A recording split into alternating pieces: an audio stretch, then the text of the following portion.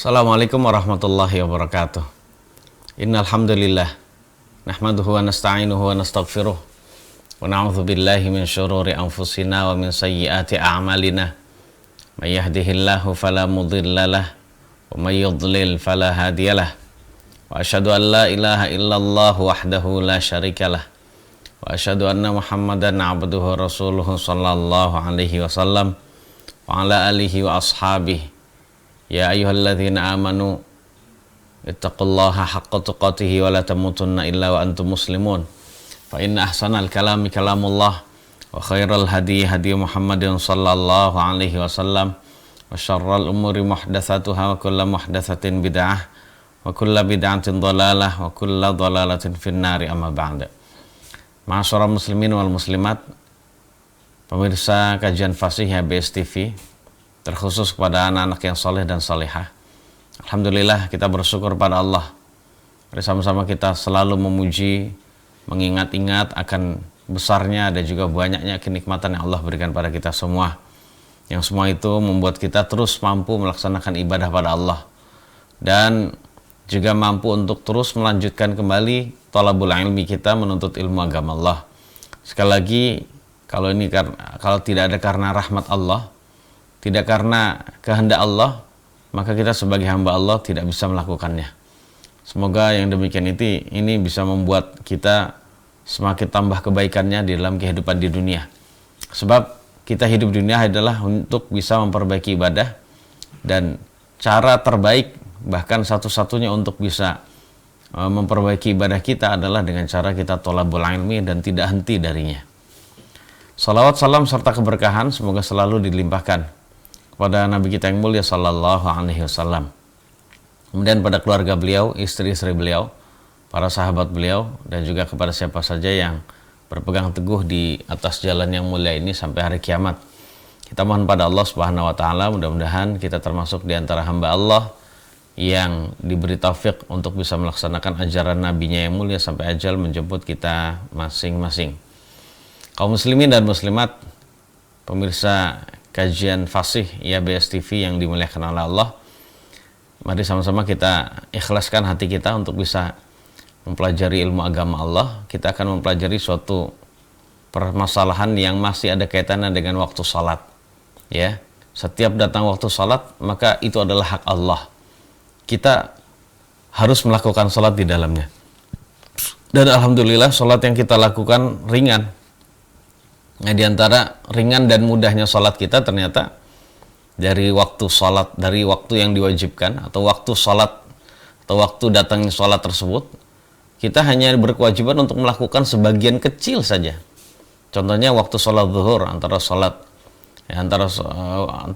zuhur dan asar, zuhur mulai sampai dengan habis itu kurang lebih 3 jam. Ya, gitu ya. Nah, kemudian kita disuruh melaksanakan sholat, namun sholat yang kita lakukan tidak selama 3 jam.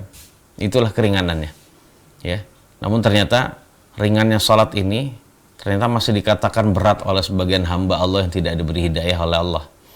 Karena itu jamaah sekalian, ya, kita bersyukur pada Allah yang telah memudahkan kita untuk sholat. Jamaah yang dirahmati oleh Allah Subhanahu wa taala, tema penting dan juga judul penting yang akan kita bahas kali ini adalah berkenaan dengan seseorang yang pada waktu datang waktunya sholat, dia masih belum dikatakan wajib melaksanakan sholat. Waktu berlalu sampai ketika waktu sholat sudah hampir berakhir, barulah dia dinyatakan sebagai orang yang berkewajiban melaksanakan sholat. Ya, baru ya terkena kewajiban, baru mengalami kewajiban ketika waktu sholat hampir berakhir. Ya, nah dalam keadaan begitu, inilah yang kita maksud sekarang ini jamaah sekalian. Jamaah yang dimuliakan oleh Allah Subhanahu wa taala, terkhusus anak-anak soleh dan solehah dimanapun antum berada, calon generasi penerus agama Islam serta nusa dan juga bangsa yang kita cintai ini. Apabila ada anak kecil yang mengalami balik, atau orang gila yang sudah sembuh, yang kembali berakal, atau orang yang pingsan sadar, atau perempuan yang haid serta nifas suci dari haidnya. Semua itu dialami sebelum habisnya waktu sholat. Jadi sebelum habisnya waktu sholat, perkiraan 1 rakaat atau lebih. Misalnya contoh, ya, sholat apa contohnya? Contohnya sholat Isya, ya, berakhir di waktu kapan jamaah sekalian? Jadi sholat Isya contohnya berakhir di waktu subuh. Dan kalau di masa sekarang ini sholat Isya berakhir dengan datangnya waktu subuh, yaitu jam 4 misalnya. Kita katakan jam 4. Nah, saat jam 4 itu waktu Isya sudah habis, datanglah waktu subuh. Nah, ternyata dia mengalami suci ketika 4 menit sebelum jam 4 atau 4 menit sebelum waktu subuh datang. Ya. Ketika 4 menit sebelum waktu subuh datang, dia mengalami suci. Ya. Bagi perempuan yang haid dan nifas. Bagi orang yang gila dan pingsan, dia sadar dari pingsannya dan juga dia berakal. Bagi anak kecil, ternyata di akhir dari waktu malam menjelang subuh dia balik. Yang saat itu orang-orang yang sudah terlepas dari kondisi-kondisi tersebut adalah orang yang sudah wajib sholat. Tapi dia hanya menjumpai sebagian kecil dari akhir dari waktu sholat. Diperkirakan menjumpai kurang lebih masa 1 rakaat atau lebih. Nah, dalam keadaan begitu jamaah sekalian, semua ulama sepakat kalau orang yang demikian itu wajib melakukan sholat yang saat itu dia jumpai. Ya, seperti itu. Contohnya 5 menit sebelum subuh dia sudah suci dari haid atau sudah sadar dari pingsan atau kembali berakal atau mengalami balik. Anak kecil, ya, beberapa menit sebelum waktu subuh mimpi basah. Nah, berarti saat itu dia sudah balik. Ya. Dalam kondisi, nah sebelumnya itu dia belum melaksanakan sholat Isya misalnya. Maka jamaah yang dimuliakan oleh Allah Subhanahu wa taala, dalam kondisi seperti itu mereka semua harus mengqadha, bukan mengqadha ya, karena masih dalam waktunya. Mereka harus melaksanakan sholat Isya tersebut. Yang haid udah suci dari haidnya, laksanakan sholat Isya. Yang balik, ya, yang sudah merasa balik, maka saat itu dia harus melaksanakan sholat Isya kalau memang sebelumnya belum melaksanakannya. Kemudian yang pingsan itu harus melaksanakannya. Mungkin setelah beberapa hari pingsan, ini baru siuman lagi. Kemudian yang gila berakal. Ya, yang gila berakal. Nah, kondisi seperti itu mengharuskan mereka melaksanakan sholat yang saat itu masih mereka jumpai waktunya, walaupun hanya sebatas 1 rakaat atau lebih itu tadi, ya. Demikian. Jadi seperti itulah jemaah sekalian yang harus kita lakukan. Jadi semua ulama sepakat bahwasanya dia harus mengqadha, melaksanakan sholat tersebut, bukan qadha ya, karena sholatnya masih ada waktunya. Nah, kalau contoh tadi yang kami sampaikan adalah dia harus melakukan sholat Isya. Kemudian pertanyaannya jemaah sekalian, apakah ketika itu dia harus melakukan sholat Isya saja atau bersamaan dengan sholat yang menjadi pasangan jamaknya sholat Isya, yaitu juga melaksanakan sholat maghrib? Ya, dalam kondisi seperti itu loh, ya, dia menjumpai waktu Isya beberapa menit sebelum waktu Isya yang akhir, beberapa menit sebelum waktu subuh, ya kita katakanlah 10 menit atau 15 menit sebelum subuh. Ternyata dia baru mengalami kondisi-kondisi wajib melaksanakan sholat. Kondisi seperti itu, apakah dia harus melaksanakan sholat Isya saja atau juga dengan pasangan sholat jamaknya sholat Isya, yaitu sholat maghrib? Apakah maghribnya juga dilakukan? Nah, jamaah yang dimuliakan oleh Allah, di dalam hal ini memang para ulama berbeda pendapat. Namun pendapat yang kita pilih dalam kajian ini adalah, jamaah sekalian yang dirahmati oleh Allah, pendapat yang dipilih atau yang diambil oleh jumhur ulama, mayoritas ulama. Ya, mayoritas ulama jamaah yang dimuliakan oleh Allah itu berpendapat bahwa apabila semua itu sudah mengalami kewajiban sholat, walaupun itu di ujung akhir sholat, maka dia harus melakukan 2 sholat. Jadi tidak hanya Isya saja, kalau contoh tadi, dia harus juga melaksanakan sholat maghrib. Maghrib 3, Isyanya 4. Kemudian kalau siang hari, kalau dia baru suci, baru sadar dari gilanya, baru siuman dari pingsannya, baru mengalami balik beberapa menit sebelum maghrib datang, berarti masih waktu asar. Maka saat itu dia tidak hanya melakukan sholat asar saja jamaah sekalian, tapi dia juga harus melakukan sholat zuhur juga sebelumnya. Walaupun ketika zuhur, walaupun ketika maghrib dia belum menjumpai waktu wajibnya, ya, namun dia tetap harus melaksanakannya. Pendapat ini jamaah sekalian adalah pendapat mayoritas ulama berdasarkan hadis atau asar ya dari sebagian sahabat Nabi, diantaranya adalah Abdurrahman bin Auf. Beliau berkata bahwasannya idza tahuratil haidhu qabla ghurubi syamsi shallatiz zuhra wal asra. Apabila perempuan yang haid suci, perhatikan ibu-ibu khususnya, apabila perempuan yang haid suci sebelum terbenam matahari, berarti masih waktu asar, maka ia harus melaksanakan sholat zuhur dan asar. Itu tentu saja setelah mandi dari haid. Mandi dari haid, ya, kemudian masih ada waktu asar, maka saat itu dia jangan asar dulu, dia niatkan sholat zuhur 4, asarnya 4. Wa idza tahurat qabla tulu'il fajri shallatil maghrib wal isya. Dan contoh yang lain lagi, apabila ia suci sebelum terbit fajar, berarti sebelum datang waktu subuh, yang tentu saja saat itu masih datangnya waktu isya, masih ada waktu isya. Shalatil maghrib wal isya, maka ia harus melakukan salat maghrib dan isya. Demikian jamaah yang dimuliakan oleh Allah Subhanahu wa taala. Kemudian Ibnu Abbas juga berkata demikian, sama jamaah sekalian. Jadi Ibnu Abbas juga berkata yang sama. Ya, kemudian ada lagi nukilan riwayat dari sahabat Nabi Abu Hurairah radhiyallahu anhu. Jadi seperti itu ya mas sekalian. Jadi ada 3 sahabat yang menyampaikan hal ini.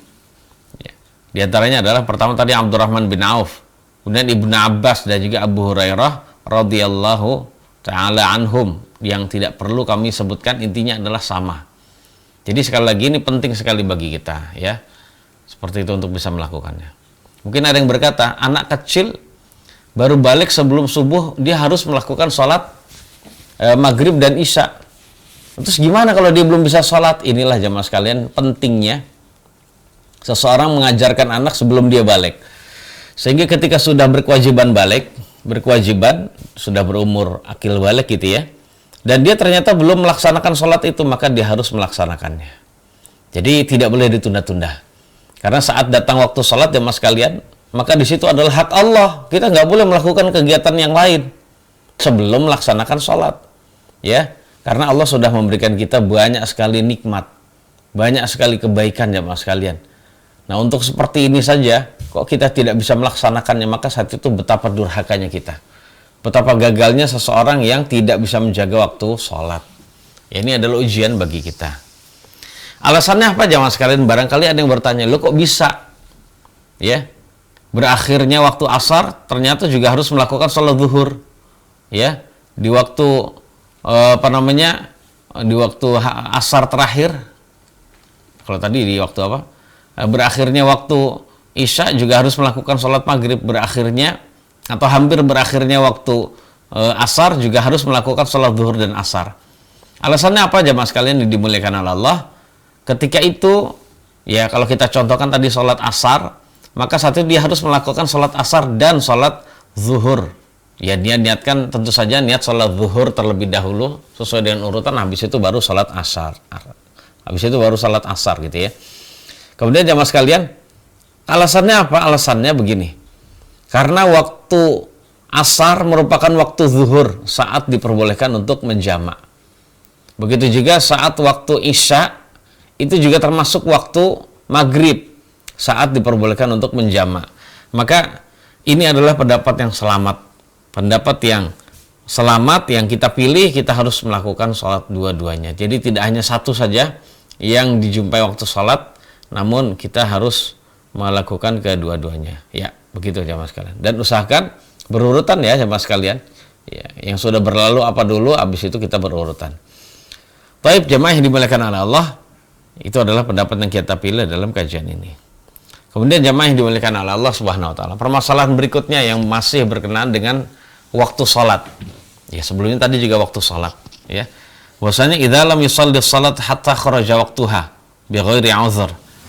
Jamaah yang dirahmati oleh Allah Subhanahu wa taala, bagaimana apabila seseorang belum melaksanakan sholat sampai habis waktunya tanpa ada uzur. Jadi ada orang sengaja menunda-nunda, ini adalah tanpa uzur. Nunda-nunda sholat, tar gitu ya. Nembak terus. Nah, ternyata dia tar, akhirnya lama-kelamaan waktunya semakin mepet dan akhirnya habis. Akhirnya apa? Habis. Dan itu dia tunda-tunda tanpa uzur. Hanya meeting itu bukan uzur jemaah sekalian. Sekali lagi, meeting di dalam kantor kita bisa apa? Bukan uzur. Sebab kita bisa minta izin. Ya, sebab kita bisa minta izin. Maka di dalam hal ini jemaah sekalian, para ulama berbeda pendapat menjadi dua pendapat. Pendapat pertama adalah pendapat jumhur ulama. Mayoritas ulama dari 4 mazhab dan selain mereka. Ini benar-benar ajib. Ya, sampai Imam An-Nawawi mengklaim adanya ijma' kesepakatan. Walaupun ijma'nya ya tidak tepat. Ya, ijma'nya tidak tepat. Pernyataan ijma' para ulama bersepakat atas pendapat yang pertama ini adalah tidak sepakat. Ya, tidak sepakat. Jadi ada sebagian ulama yang menyelisihinya. Dan saat itu Imam An-Nawawi tidak mengetahuinya. Jamaah sekalian yang dirahmati oleh Allah, pendapat yang pertama adalah annahu yajibu alaihi qadha'uha. Jadi kalau ada satu saja salat yang ditinggalkan, perhatikan ya jamaah sekalian, satu saja seorang yang menunda-nunda salat sampai habis waktunya tanpa ada uzur dan dengan kesengajaan, maka mayoritas ulama berpendapat dia wajib mengqadha'nya. Ya, wajib mengqadha'nya. Contohnya belum sholat asar juga sampai datang terbenam matahari. Datang waktu maghrib, maka saat itu jamaah sekalian yang dirahmati Allah, dia meninggalnya karena tanpa uzur dan ya dengan sengaja jamaah sekalian, sengaja karena meremehkan gitu ya. Nah, dalam kondisi demikian dia harus mengqadha'nya. Jadi misalnya kalau datang waktu maghrib dia belum sholat isya, dia harus mengqadha' sholat isya dulu. Ya, demikian. Jadi dia harus mengqadha' sholat sholat yang sebelumnya dia jumpai. Misalnya sebelum terbit matahari, berarti saat itu dia harus melakukan sholat sebelum terbit matahari, belum juga melakukan sholat subuh. Sampai dia, karena dia ketiduran, sampai habis waktunya. Kemudian dia baru bangun setelah habis waktu subuh. Ya, setelah habis waktu apa? Waktu subuh ya mas sekalian. Nah, waktu subuh habis atau waktu sholatnya habis. Nah, ternyata di waktu berikutnya dia mengqadha'nya. Ini menurut mayoritas ulama. Ya, mayoritas ulama intinya ya mas sekalian itu berpendapat dengan hadis ya, yang berisi tentang perintah bagi orang yang lupa dan ketiduran untuk mengqadha'nya. Nah, ketika orang yang kelupaan dan ketiduran, ya, mereka harus mengqadha'nya padahal mereka tidak berdosa, maka orang yang berdosa lebih ya harus lagi atau lebih wajib lagi untuk mengqadha'nya. Kemudian menurut mayoritas ulama berpendapat bahwasannya perintah untuk mengqadha' salat ya yang ditinggalkan karena ada uzur, karena tanpa uzur, dengan kesengajaan dan tanpa uzur, perintah mengqadha' itu tidak memerlukan perintah baru. Walaupun memang nggak ada perintah baru, tapi ini adalah masuk dalam bagian perintah yang pertama. Jadi ada yang mengatakan demikian. Wallahu a'lam bishawab. Ya. Namun pendapat yang kita pilih jamaah sekalian, ya kita hormati jumhur mayoritas ulama berkata demikian karena mereka itu adalah para pendekar-pendekarnya dalam fikih ya mas kalian. Para ulama pendekar-pendekar dan orang-orang jenius dalam masalah fikih itu berpendapat demikian. Namun pendapat yang kita pilih ya mas kalian di pertemuan ini adalah pendapat sebagian ulama. Dan ini walaupun sebagian tapi tetap banyak yang berpendapat demikian. Pendapat yang kedua ya mas kalian, mazhab yang kedua adalah annahu la yajibu alaihi qadha'uha bal wala tasihhu. Ya, pendapat yang kedua adalah menyatakan bahwasanya dia tidak wajib mengqadha' salat tersebut. Datang waktu maghrib belum salat asar, ya dia nggak harus melakukan qadha' salat asar yang ditinggalkan itu dengan sengaja. Dan bahkan menurut ini tidak sah juga. Ya, sekali lagi nggak wajib mengqadha, bahkan tidak sah ya, berarti sia-sia mengqadhanya. Dan sekali lagi ini adalah pendapat dari Umar bin Khattab, kemudian Abdullah bin Umar, Sa'ad bin Abi Waqqas, kemudian Ibnu Mas'ud, kemudian Ibnu Hazm dan lain-lain. Ada lagi seorang tabi'in jamaah sekalian, atau para tabi'in juga berpendapat demikian. Itu Al-Qasim bin Muhammad Budail Al-Uqaili, Muhammad bin Sirin Mutarrif Ibni Abdullah, dan Umar bin Abdul Aziz, serta sekelompok dari penduduk, sekelompok dari pengikut mazhab Asy-Syafi'i jamaah sekalian.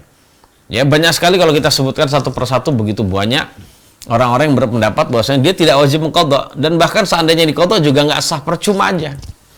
Sebab jemaah sekalian, alasannya salat itu merupakan ibadah yang sudah ada waktunya masing-masing. Jadi disebut muhaddadut tarfaini. Jadi memiliki dua ujung, ya. Jadi ada waktu awal dan waktu akhirnya. Jadi sebagaimana ini menurut ulama ya, sebagaimana jemaah sekalian, seseorang tidak boleh melaksanakan sholat atau tidak sah dia melaksanakan sholat sebelum datangnya waktu, maka setelah datangnya waktu juga setelah habis waktunya, maka ini juga tidak boleh. Ya, bahkan tidak sah gitu ya, seperti itu.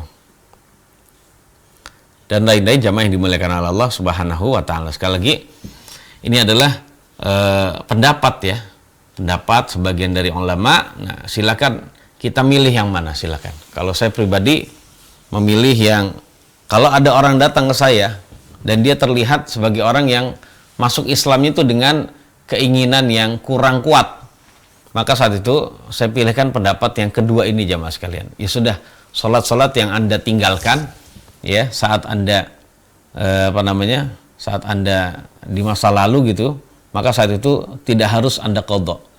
Sekali lagi, tidak harus Anda qadha. Nah, demikian. Karena qadha pun nggak sah. Ya, qadha pun nggak sah, maka dia tidak perlu mengqadha. Dan jamaah yang dirahmati oleh Allah Subhanahu wa taala, itu yang berkenaan dengan masalah ini ya, yang berkenaan dengan masalah ulama yang begitu banyak jumlahnya, yang ternyata mereka berpedoman ya, berpedoman atau berpendapat bahwa sholatnya orang yang sengaja ditinggalkan itu tidak harus diqadha, bahkan tidak sah. Nggak sah, mau dilakukan berapa kali juga tidak sah. Kemudian jamaah yang dimuliakan oleh Allah Subhanahu wa taala, berkaitan juga dengan masalah hal ini. Ya, jadi ada permasalahan cabang dari yang kita bahas ini. Lalu bagaimana dengan orang yang sudah menyia-nyiakan salat bertahun-tahun dari hidupnya? Jadi jemaah yang dirahmati Allah, ada cabang dari pendapat di atas bahwasanya kalau orang meninggalkan salat secara sengaja tanpa ada uzur, sampai habis waktunya, maka ia tidak wajib mengqadhanya dan tidak sah. Nah, ada permasalahan baru, yaitu orang yang menyia-nyiakan sholat dalam zaman atau dalam masa yang begitu lama dari umurnya. Ya Allah, mulai dari umur 20 tahun sampai 40 tahun nggak sholat. Nggak sholat jamaah sekalian.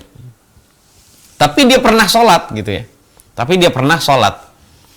Nah, dalam kondisi demikian jamaah sekalian, ternyata ya dia tidak wajib mengqadhanya. Akan tetapi dia termasuk orang yang pertama menyia-nyiakan sholat. Ya, dia menyia-nyiakan sholat pada waktu dari umurnya.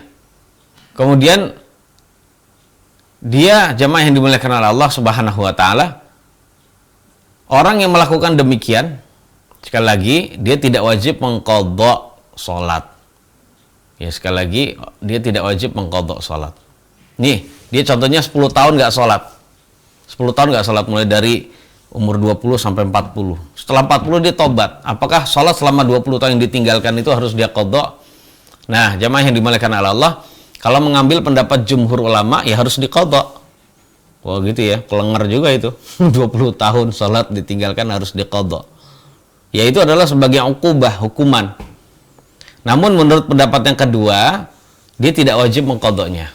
Akan tetapi jamaah yang dirahmati oleh Allah, kewajiban dia hanya satu, yaitu bertobat dengan tobatan nasuha. Ya, seperti itu jamaah sekalian. Jadi yang tentang masalah hal ini, jamaah yang dimuliakan oleh Allah, kita benar-benar harus waspada. Jadi jangan sampai kita menjadi orang atau salah satu dari orang yang ternyata memiliki kebiasaan meninggalkan sholat. Nah, jamaah sekalian, orang di zaman sekarang kalau dia bertobat, ya, dia bertobat dan dia sebelumnya itu pernah melakukan atau pernah meninggalkan sholat, menyanyiakan sholat selama beberapa lama. Dilihat jamaah sekalian, ketika dia termasuk orang yang teguh, yang kuat gitu ya, yang benar-benar terlihat dia benar-benar sungguh-sungguh bertobat, maka orang seperti ini jamaah sekalian boleh kita mengambil pendapat jumhur ulama. Ya, Anda harus mengkodoknya. Oke, saya akan terima, saya akan mengkodok sholat 20 tahun yang saya tinggalkan. Boleh jamaah sekalian. Namun ketika kita tahu bahwasannya ada orang datang, dia ingin bertobat kepada Allah, tapi minta nasihat ya kepada kita. Dikarenakan ya minta nasihat dan minta ilmunya.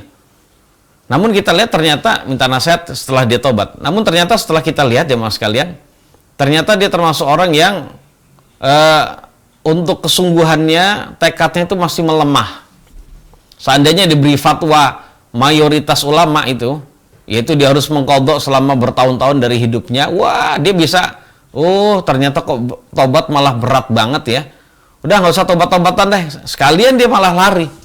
Jadi kalau itu berefek pada larinya dia dari taubat, justru semakin parah gitu ya, maka saat itu jangan mengambil pendapat jumhur, tapi ambillah pendapat yang ringan.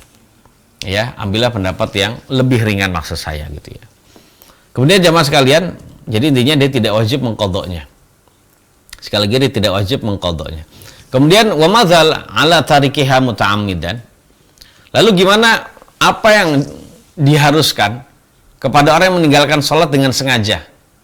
Jadi kalau ada orang meninggalkan sholat dengan sengaja, ya hukumnya, ketentuan fikihnya itu gimana? Jamaah sekalian yang dirahmati Allah, jawabannya adalah hukum.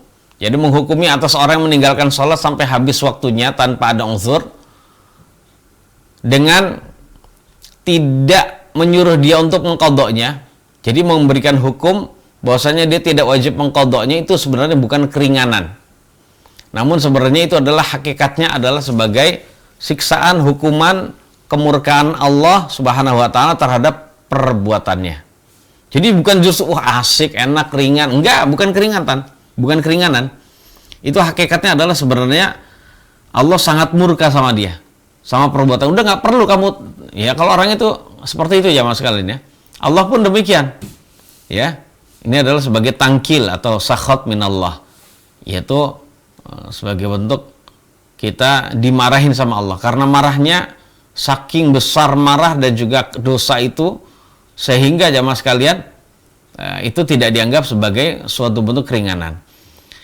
Dosa ternyata jamaah sekalian tidak hilang seandainya dia melakukan sholat selama sebanyak 1000 rakaat atau 1000 kali gitu ya setelah habis waktunya.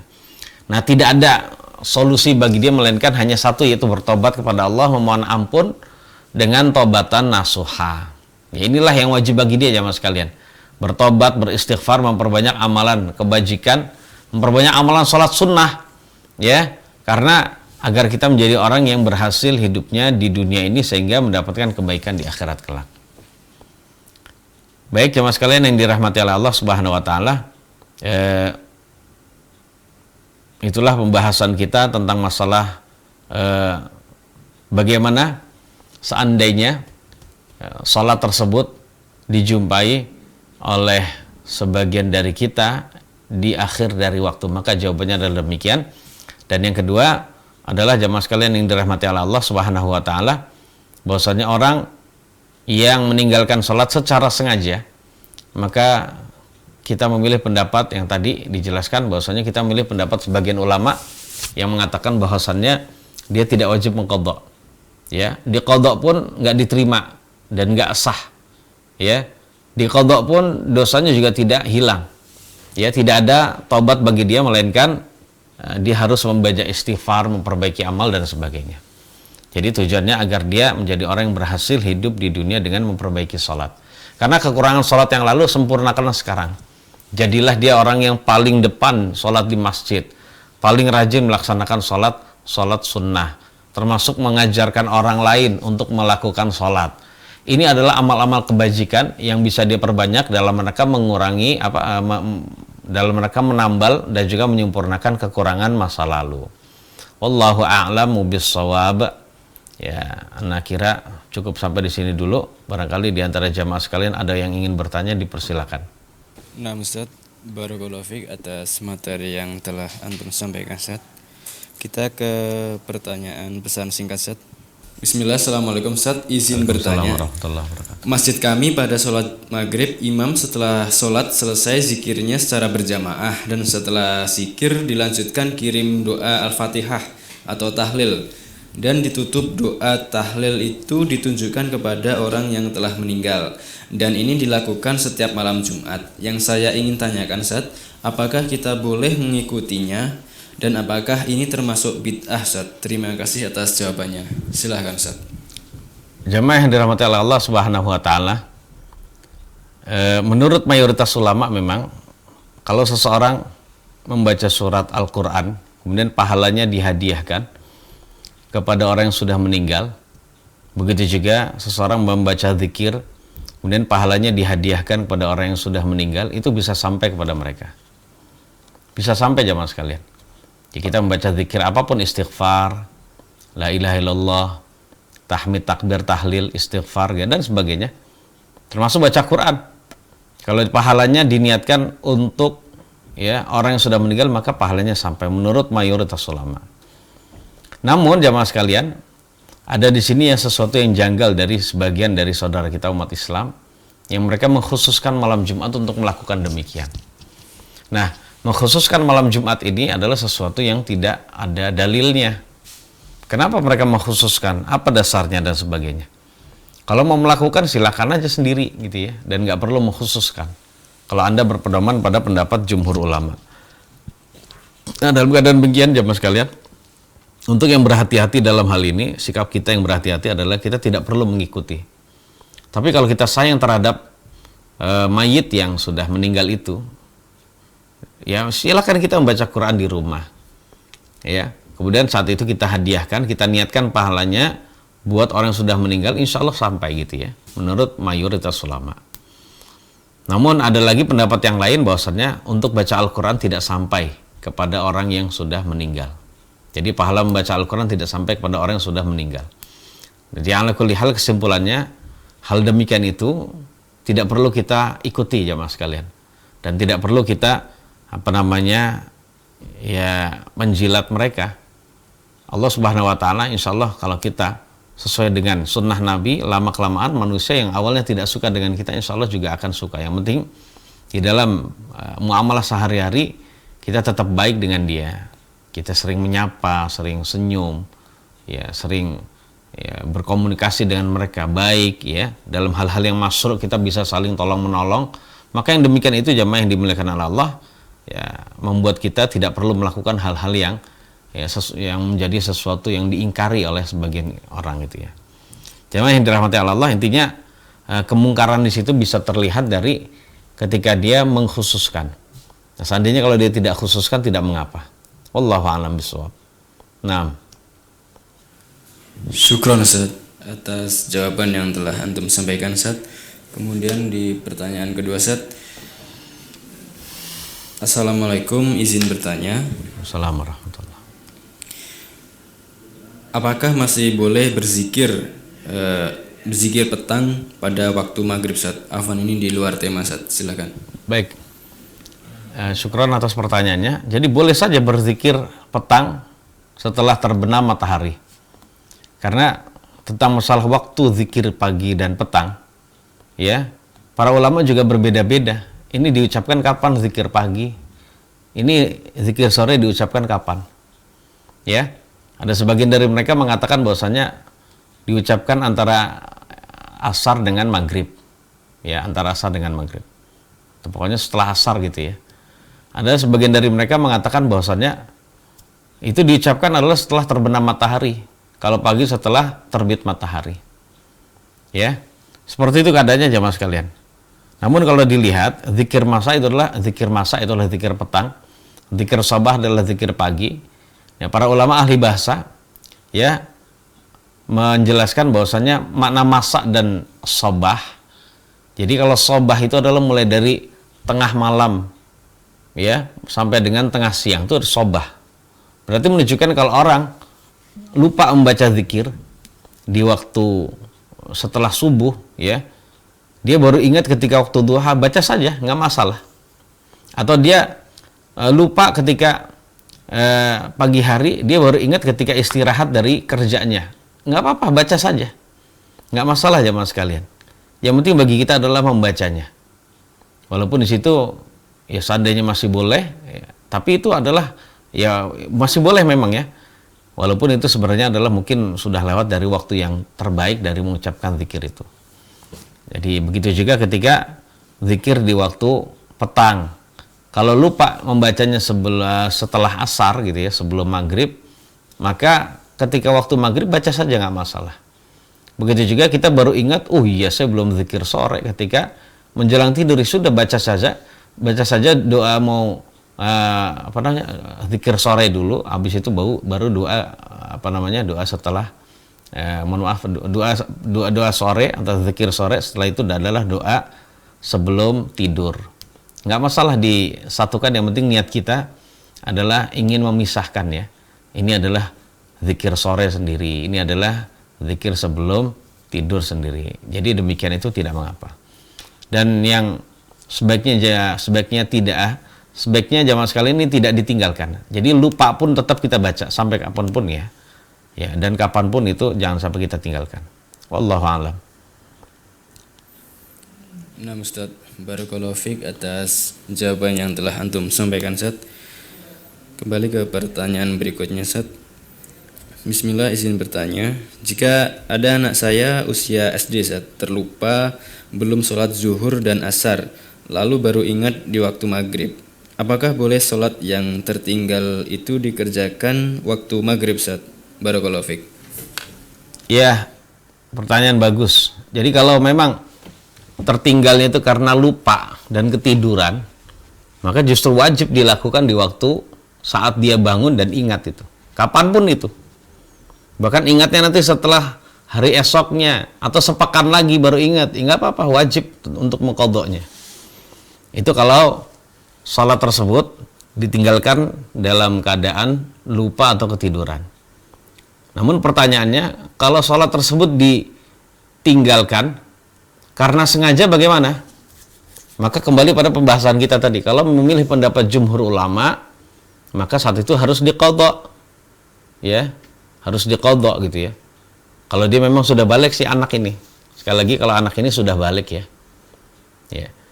Jadi dia harus mengqadhanya kalau menurut jumhur ulama. Namun kalau menurut sebagian ulama, dia tidak harus mengqadhanya. Yang penting ajarkan anak kita untuk bertobat pada Allah. Sebab menurut sebagian ulama ini kalau diqadha pun tidak sah. Diqadha pun tidak sah karena percuma. Ya, karena waktu sholat itu sudah habis. Sekali lagi waktu sholat sudah habis. Adapun waktu sholat asar sekarang, contohnya meninggalkan waktu zuhur dan asar. Kemudian ingatnya di asar, waktu zuhur dan asar sebelumnya. Waktu zuhur dan asar saatnya adalah waktu untuk hari ini. Adapun waktu yang kemarin sudah habis, udah nggak ada lagi waktunya. Nah, jadi seperti itu. Wallahu a'lam bishawab.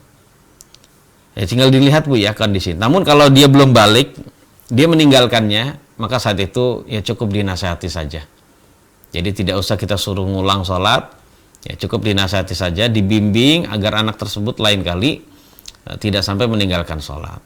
Nah, anak yang belum balik itu juga dilihat, kalau dia masih umur 7 tahun, 8 tahun, 9 tahun, ya kita jamaah sekalian ya nggak usah, ya hanya perintahkan dia saja, nasihati dia saja. Namun kalau sudah berumur 10 tahun walaupun belum balik gitu ya, maka ketika dia tidak sholat, ya boleh kita memakai sedikit hukuman untuk anak kita. Jadi dengan cara sedikit pukulan gitu ya, agar anak ini kapok gitu ya, dan juga ingat tentang kewajiban pada Allah. Tentu saja jamaah sekalian, pukulan ini adalah sekali lagi pukulan yang bukan pukulan yang karena nafsu ingin memukul dia, menghukum dia, tidak. Tapi dalam rangka untuk bisa memberi pelajaran saja, agar dia tahu haknya Allah, tidak boleh disia-siakan. Ya, ini adalah pendidikan yang terbaik. Wallahu a'lam bishawab. Syukron Ustaz atas jawaban yang telah antum sampaikan Ustaz. Baik Ustaz, demikian itu adalah pertanyaan terakhir Ustaz. Bagi jamaah yang ingin mengikuti kajian fasih ini dapat diikuti insya Allah setiap hari Selasa sore pukul 4 sore. Barakallahu fiik. Demikian Ustaz, silahkan disampaikan kesimpulan pada kajian hari ini. Jamaah yang dirahmati Allah Subhanahu wa taala, intinya seseorang ketika masih menjumpai waktunya sholat, dia harus melaksanakan sholat tersebut yang dia jumpai waktunya. Ya, sebab Allah Subhanahu wa taala sudah memberikan dia nikmat. Siuman dari pingsan itu adalah nikmat. Kemudian seorang anak sudah balik, ini adalah nikmat. Kemudian seorang yang berakal setelah dia gila, sembuh berakal lagi, ini adalah nikmat. Suci dari haid juga nikmat, sebagaimana haid juga nikmat. Ya, dalam kondisi seperti ini, walaupun kita menjumpai sebagian akhir dari waktu sholat, tetap harus kita melaksanakannya. Ingat jemaah sekalian, Allah akan bertanya pada kita tentang hal ini nanti. Kalau kita diwajibkan sholat saat itu, namun kita tidak melaksanakannya, nanggung alasannya gitu ya. Jadi nggak ada istilah nanggung ya mas sekalian. Nanggung dikit lagi, ntar sholat yang berikutnya aja. Tidak boleh gitu. Karena saat itu ada hak Allah di situ. Nah, hak Allah itu harus kita penuhi karena kita sudah banyak diberi nikmat tadi yang kita sebutkan itu. Kemudian jemaah sekalian, mari sama-sama kita bawa diri kita dan juga keluarga kita menuju surga dengan menjaga waktunya sholat. Kita usahakan diri kita dan keluarga kita jangan sampai menyia-nyiakan sholat, meninggalkan sholat sehingga habis waktunya. Sehingga kalau sudah demikian itu kita bisa masuk ke dalam golongan orang yang meninggalkan sholat secara sengaja dan tanpa uzur. Dan tentu saja dosanya lebih besar, seperti bahasan kita dulu. Dosanya lebih besar dibandingkan dosanya zina, memakan riba, makan harta anak yatim, membunuh orang, kemudian dosa korupsi, mencuri, dan sebagainya. Silahkan antum sebutkan dosa-dosa besar itu. Makanya ini menjadi hal yang patut kita perhatikan agar kita menjadi orang yang berhasil hidup di dunia karena bisa menjaga sholat dan tidak menjadi orang yang gagal di dunia karena melalaikan sholat. Wallahu a'lam bishawab. Ada kekurangannya, kata-kata yang tidak berkenan, mohon maaf yang sebesar-besarnya, atau kekeliruan dalam menyampaikannya, mohon maaf yang sebesar-besarnya. Dan semoga sedikit ini Allah memberikan faedahnya bagi saya khususnya dan juga bagi jamaah sekalian, dan bisa memperbaiki sholat kita sebagai bekal terbaik kita menghadap Allah. Kita tutup, subhanakallahumma bihamdik, asyhadu an la ilaha illa anta astaghfiruka wa atubu ilaik. Wassalamualaikum warahmatullahi wabarakatuh.